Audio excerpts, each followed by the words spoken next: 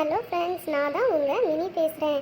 நம்ம யூடியூப் சேனலில் நம்ம டெய்லி இனிமேல் 2 நவுன் 2 வேர்ப் இங்கிலீஷ் வார்த்தைகளை பற்றி படிக்க போகிறோம். ஐ ஜாலி. நவுன்னா என்ன?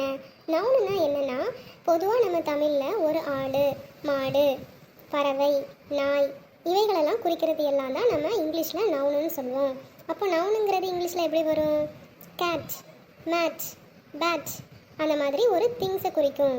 இது எல்லாமே தான் நவுன். எ பில்லோ, எ பெட்ஷீட், எ கவர், எ பியானோ, எ கீபோர்ட் இது எல்லாமே நவுன்.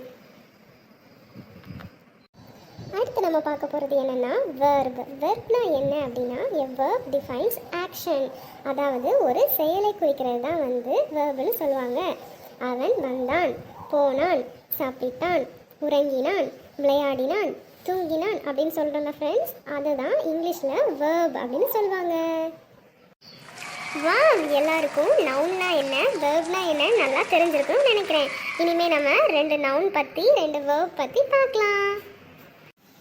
இந்த குவாரண்டைன் டைம்ஸில் வீட்டுக்குள்ளே இருந்து ரொம்ப போர் அடிச்சிட்டுங்க. வெளியே பாருங்கள், என்ன அழகான மேகம், எவ்வளோ பச்சை பசேல்னு கார்டன்லாம் இருக்குல்ல. Okay friends, super. இப்போ நம்ம அந்த 2 நவுன் என்னன்னு பார்க்கலாமா?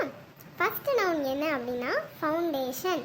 ஃபவுண்டேஷன் அப்படிங்கிறதுக்கு எக்ஸாக்டான தமிழ் வேர்டு என்ன அப்படின்னா அடித்தளம் அப்படின்னு அர்த்தம். இல்லைன்னா நம்ம அது இங்கிலீஷில் பேசிக்ஸ் அப்படின்னு சொல்லலாம். ஓகே ஃப்ரெண்ட்ஸ், இதோட எக்ஸாம்பிள்ஸ் பார்க்கலாமா? ஓகே ஃப்ரெண்ட்ஸ், நம்ம ஃபர்ஸ்ட் எக்ஸாம்பிள் என்னன்னு பார்த்துடலாமா?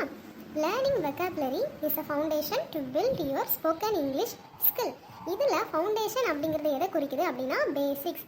அதாவது நீங்கள் இங்கிலீஷில் நிறைய வெக்காபுலரி தெரிஞ்சுக்கிட்டீங்கன்னா அதுதான் உங்களோட ஸ்போக்கன் இங்கிலீஷ் வளர வைக்கிறதுக்கான அடித்தளம், பேசிக்ஸ் அப்படின்னு சொல்லுறதை குறிக்குது. ஓகேவா? ரெண்டாவது எக்ஸாம்பிள் என்ன அப்படின்னா, this house has a strong foundation. இந்த வீட்டிற்கு உறுதியான அடித்தளம் இருக்கிறது அப்படின்னு அர்த்தம். இந்த ஃபவுண்டேஷன் அடித்தளம், அதாவது பில்டிங்கோட ஃபவுண்டேஷனை குறிக்குது. நம்ம ரெண்டாவது பார்க்க போகிற நவுன் என்ன அப்படின்னா சிம்பத்தி. அதுக்கு இன்னொரு மீனிங்கும் இருக்குது, பிட்டி. ஓகேவா? சிம்பத்தி அப்படின்னா என்ன தமிழில்? அனுதாபம். இப்போது நம்ம செகண்ட் நவுனுக்குள்ள எக்ஸாம்பிள் பார்த்துடலாமா? My friend showed sympathy for the little dog. என்னுடைய நண்பன் அந்த சிறிய நாய்க்கு அவனுடைய இரக்கத்தை காண்பித்தான் அப்படின்னு அர்த்தம். இந்த இடத்துல சிம்பத்தி அப்படிங்கிறது இரக்கம் அப்படிங்கிறத குறிக்கி, அனுதாபம் அப்படிங்கிறத குறிக்குது ஃப்ரெண்ட்ஸ். ஓகே, இதே சிம்பத்தி மீனிங்க்கு வேறு எப்படிலாம் நம்ம இங்கிலீஷில் சொல்லலாம்? கண்டலன்ஸ், பிட்டி, கைண்ட் அப்படிங்கிற வார்த்தையும் இந்த சிம்பத்திங்கிற வார்த்தையோட மீனிங்கும் ஒன்று தான். நம்ம தமிழில் எப்படி அனுதாபம், இரக்கம், பரிவு அப்படி சொல்கிறோமோ அதே மாதிரி கண்டலன்ஸ், பிட்டி, கைண்ட், சிம்பத்தி எல்லாத்துக்கும் சிமிலர் மீனிங் தான். இன்னைக்கு நீங்கள் படித்த வேர்ட்ஸோட சம்மரி மேலே பார்த்துக்கோங்க.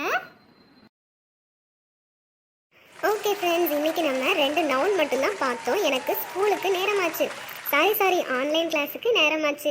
அடுத்த இன்னும் 2 வெர்பு வீடியோவோட உங்களை மீண்டும் சந்திக்கிறேன். பாய். உங்களிடமிருந்து விடை பெறுவது உங்கள் மினி.